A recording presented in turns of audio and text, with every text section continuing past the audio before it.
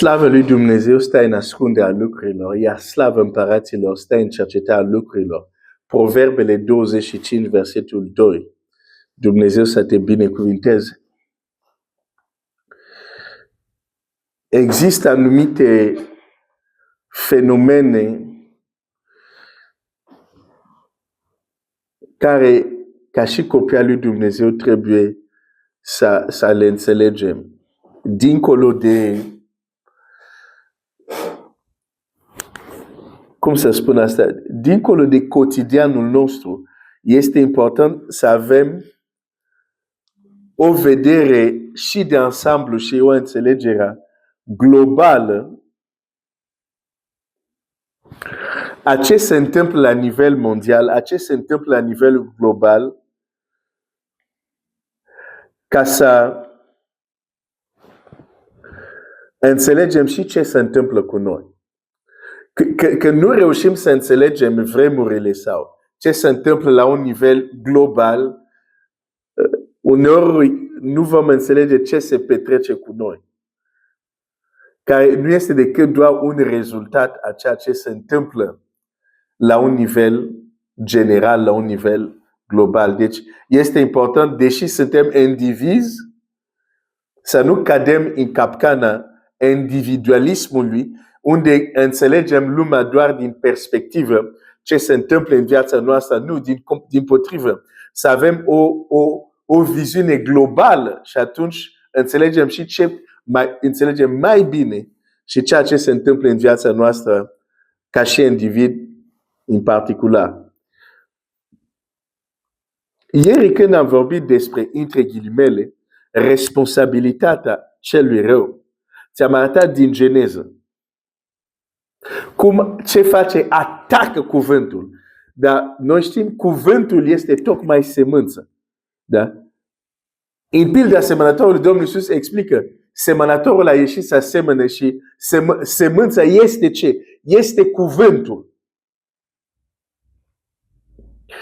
Și e vorba de cuvântul lui Dumnezeu. Deși, la un nivel și mai mic, și cuvintele noastre ale oamenilor pot fi anumite semânțe în inima celor care ascultă. Dar mă întorc la cuvântul lui Dumnezeu. Cuvântul despre împărăție este o semânță extraordinar de puternică. Și cel rău ce face, atacă acel cuvânt. Am văzut deja în Geneză. Și dacă zis a fost Geneza, hai să-ți arăt în Noul Testament. Faptele Apostolilor 20. Versetul 23, mai întâi îl citesc. Numai Duhul Sfânt mă înștiințează din cetate în cetate că mă așteaptă lanțuri și necazuri. Deci vorbește un om care nu mai dădea preț la viața lui, Dumnezeu era totul pentru el, vrea să facă voia lui Dumnezeu chiar cu prețul vieții lui și zice foarte clar, Duhul Sfânt mă înștiințează. Nu sunt surprins, îmi spune înainte ce mă așteaptă, ce se va întâmpla, da? Ține minte acest lucru.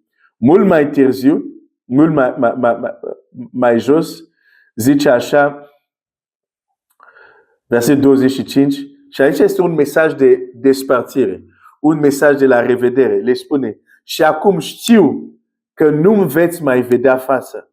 Voi toți aceia în mijlocul cărora am umblat propovăduind împărăția lui Dumnezeu. Da? Cuvântul despre împărăție. Și acum, de aceea vă mărturisesc astăzi că sunt curați de sângele tuturor. Luați seama, dar la voi înșivă. Vezi? Le zice, v-am propovăduit cuvântul despre împărăție. Dar acum luați seama la voi înșivă. Și când îngerul spune la mama lui Samson, acum ia bine seama, înseamnă că ea putea să facă opusul. Înseamnă că și ea putea să facă opusul. Și multe lucruri care ne afectează e pentru că unii înaintașa noștri n-au luat bine seama. La ce o să le spune Pavel acum? Și acea problemă continuă și astăzi. Ce le spune? Zice, și acum luați seama, dar la voi înșivă. Și la toată turma peste care, deci mai întâi zice, luați seama la voi înșivă mai întâi și apoi la turmă. Că dacă nu ai grijă de tine mai întâi, da? Cum să ai grijă de turmă? Da? Ca în avion. Zice, pune mai întâi mască și apoi pui la altul. Ok? Deci, luați seama la voi înșivă și la turmă peste care v-a pus Duhul Sfânt episcop ca să pastoriți biserica Domnului pe care a câștigat-o însuși cu sângele său. Știu bine că după plecarea mea se vor vari între voi lupi rapitori care nu vor cosa turma. Știu bine. De unde știa? Omul care vorbește este înștiințat de Duhul Sfânt dinainte că lucrurile să se întâmple. Deci știm de unde știa. Nu era o opinie doar. Când zice știu bine. Dar că după plecarea mea se vor vari între voi lupi rapitori care nu vor cruța turmă și se vor scula din mijlocul vostru. Oameni care vor învăța lucruri stricăcioase. Din nou învățătură. Din nou învățătură. Din nou învățătură. Un copil al lui Dumnezeu nu poate trăi deasupra calități învățătură care o primește. Dacă ascultă și practică învățătura, asta e altceva. Dar nu are cum să trăiască deasupra învățătura care o primește. Suntem limitați de învățătura care o primim. Limitat sau propulsat. Da? Sau încurajat, sau zidit către. Bun. Deci, vedem aici acei lupi rapitori n-au apărut degeaba. Sunt din nou o strategie a șarpelui de a veni cu tot fel de oare Dumnezeu a zis cu adevărat? Oare Iisus a zis cu adevărat că cei care cred în El vor face și ce a făcut El? Oare Iisus a zis cu adevărat, mergeți și predicați Evanghelia, cine va crede și se va boteza va fi mântuit și iată semnele care vor însuți pe cei care vor crede. Oare Iisus a zis cu adevărat? Da. Deci cel rău totdeauna va avea o problemă cu cuvântul despre împărăție. Și modul cum el fură cuvântul, să nu crezi înseamnă că vine și tu nu mai știi Scriptura. Gata, nu mai ai nimic despre cuvântul lui Dumnezeu în inima ta. Nu. Nu ar fi înțelept dacă ar face asta. Modul cum face acest lucru e prin substituire. Să-ți dea altceva la loc. Oare Dumnezeu a zis cu adevărat?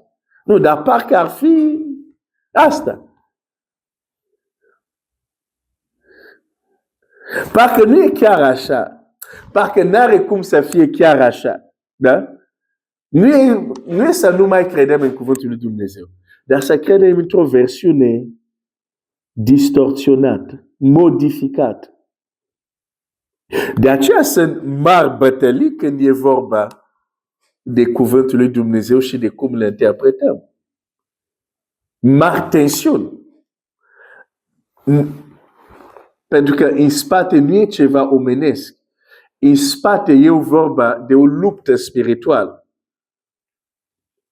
Pentru a păzi sau a vatama sămânța.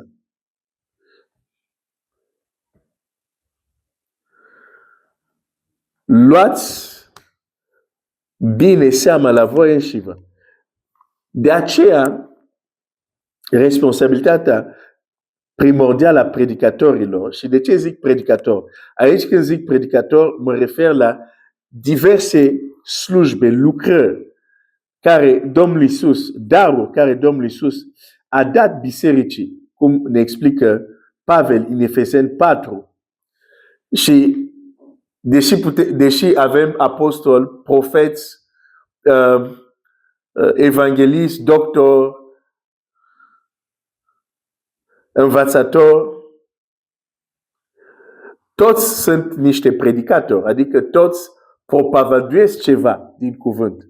că vorbim de apostoli, că vorbim de proroci și așa mai departe. Deși fiecare are specificitatea lui. Dar care este responsabilitatea lor numărul 1? Hai să citesc. Efeseni 4. Versetul 11. El a dat pe unii apostoli, pe alți proroci, pe alți evangheliști, pe alți pastori și învățători. Toți aceștia lucrează cu cuvântul lui Dumnezeu. Toți aceștia deschid gura pentru a spune ce zice Dumnezeu. Fiecare cu specificitatea lui, dar fiecare este un propovăduitor. Toți din aceste, că vorbim de apostoli, de proroci, de evangheliști, de pastori și de învățători. El a dat apostol, proroci, evangheliști, pastor, învățător pentru desăvârșirea sfinților. În vederea lucrării de slujire, pentru zidirea trupului Hristos, până vom ajunge toți la unirea credinței, a cunoștinței Fiului Dumnezeu, la starea de om mare, la înălțimea statura plinătății lui Hristos. Deci responsabilitatea numărul 1 a predicatorilor e de a predica, e de a propovădui mesaje care ne fac să ne desăvârșim ca să ajungem la statura lui Hristos. Dacă vrei, responsabilitatea predicatorilor este să comunice un mesaj. Când acel mesaj intre în noi, devenim însărcinați cu măreția. Devenim însărcinați cu lucruri mărețe, care Dumnezeu vrea să le facă în viața noastră. Și le păzim până se dezvoltă și se exprimă și se manifestă. Dar dacă mai întâi nu suntem însărcinați cu ele, nu se vor manifesta.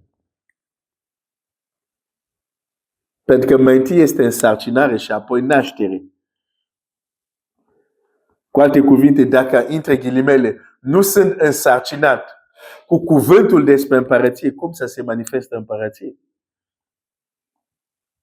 Dacă ce am în mine este un cuvânt distorsionat, chiar diluat, care refuză să creadă ce a zis Mântuitorul, n-are cum să se nască măreția în mine. Nu are cum. Nu are cum să iasă din noi impactul împărăției lui Dumnezeu. Pentru că mai întâi trebuie să se formeze în noi. Iată că împărăția lui Dumnezeu este în mijlocul vostru. Trebuie să se formeze în noi. Și cum se formează în noi? Toate aceste lucrări, proroci, evangheliști, învățători, prin cuvânt, să se formeze în noi. Deci aceste lucrări sunt extraordinar de importante. De aceea totdeauna trebuie să te rogi pentru cei care lucrează la cuvânt. Indiferent că sunt apostoli, proroci și așa mai departe. Că ceea ce spun ei să vină de la Dumnezeu ca în tine să devină ceva care porți și care la un moment dat se transformă, se manifestă.